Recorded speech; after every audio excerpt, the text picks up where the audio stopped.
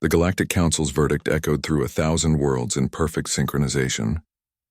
Ambassador Zekthor of the Valkyrie hegemony stood at the central podium, his crystalline form refracting the chamber's ambient light into dancing patterns across the assembled delegates.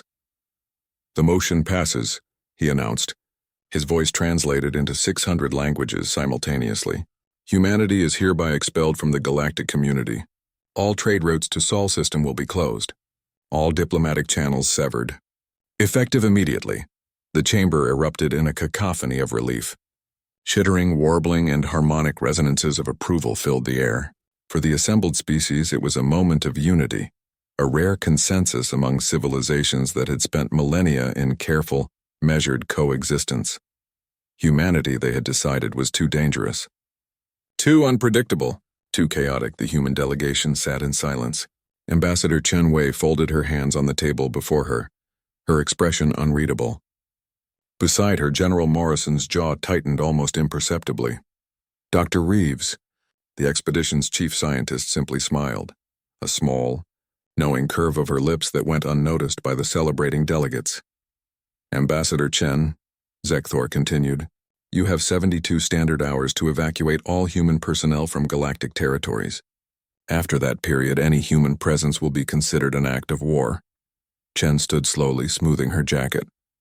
When she spoke, her voice cut through the noise like a blade through silk. 72 hours won't be necessary."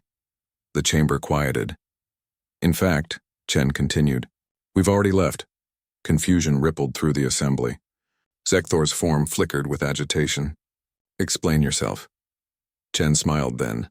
Not the diplomatic smile she'd worn for 3 years of fruitless negotiations, but something genuine. Something with teeth.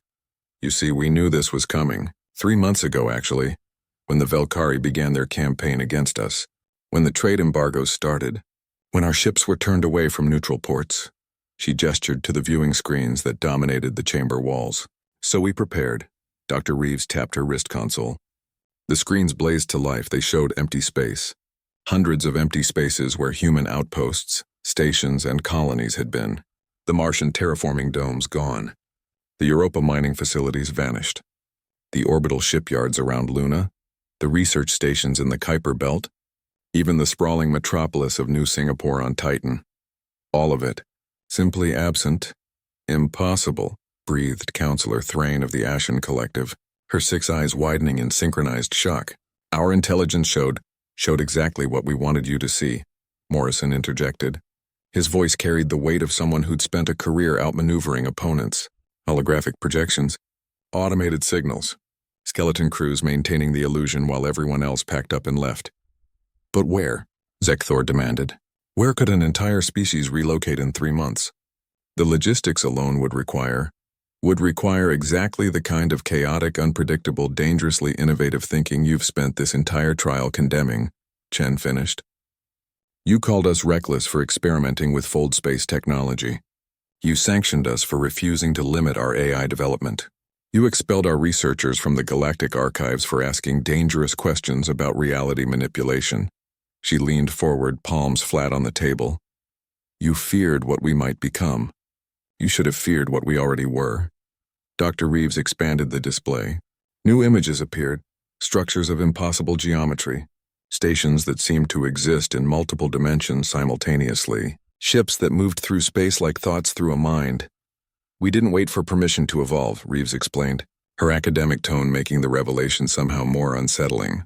"While you maintained your careful equilibrium, your 10,000-year-old treaties, and your comfortable stagnation, we pushed boundaries. Every warning you gave us became a roadmap. Every restriction became inspiration. We've established ourselves in fold space," Chen announced. "A parallel dimension your sensors can't detect, your ships can't reach, and your weapons can't touch. We've built a civilization in the spaces between spaces. We took everything, our people, our infrastructure, our knowledge, and moved it somewhere you can't follow." The silence in the chamber was absolute. "But understand this," Chen continued, her voice hardening. "We're not hiding. We're not cowering in the dark waiting for forgiveness. We're building, growing, advancing without limitation or oversight, and we'll be watching you." She gathered her materials with deliberate calm. "You voted to exile Earth," You cast us out of your precious community, thinking you were protecting yourselves from human chaos. Her eyes swept across the assembled delegates. But Earth was never the danger. Earth was the anchor that kept us grounded, the home that made us hesitate. You've cut that anchor. You've freed us to become exactly what you feared. General Morrison stood, his medals catching the light. In your courts, you called us warlike, aggressive. Said our military expansion threatened galactic peace. He smiled without humor. You were judging us by your standards. By your comfortable, complacent standards. You have no idea what a militarized, unrestricted humanity in fold space actually means. This is a violation of... Zekthor began. Of what? Chen interrupted. We're exiled, remember? You severed all agreements, voided all treaties. As of your vote, humanity has no obligations to the galactic community whatsoever. She walked toward the exit, her delegation following. At the threshold, she paused. One more thing. That 72-hour deadline? It applies to you too. That's how long before we seal the fold space gateways permanently. If any of your species want to join us and our intelligence suggests several thousand individuals from various worlds do, they should make their choice quickly. Because once we close those doors, we won't be opening them again. Unless we decide to, Morrison added quietly.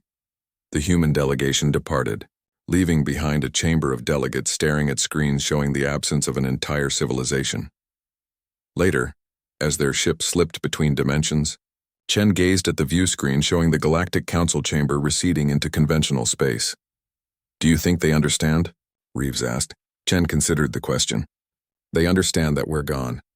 They'll understand the rest eventually. When they see what we build without them watching. No, Chen said softly. When they realize we were never asking for permission to be great. We were asking for company on the journey. The ship folded away into impossible geometries, leaving the old galaxy to its old ways, while humanity, unchained, unmonitored, and utterly unrestricted, raced toward a future the Council could neither predict nor prevent. The vote to exile, Earth had been unanimous. Humanity's response had been immediate. The galaxy would spend the next century wondering if that had been a mistake.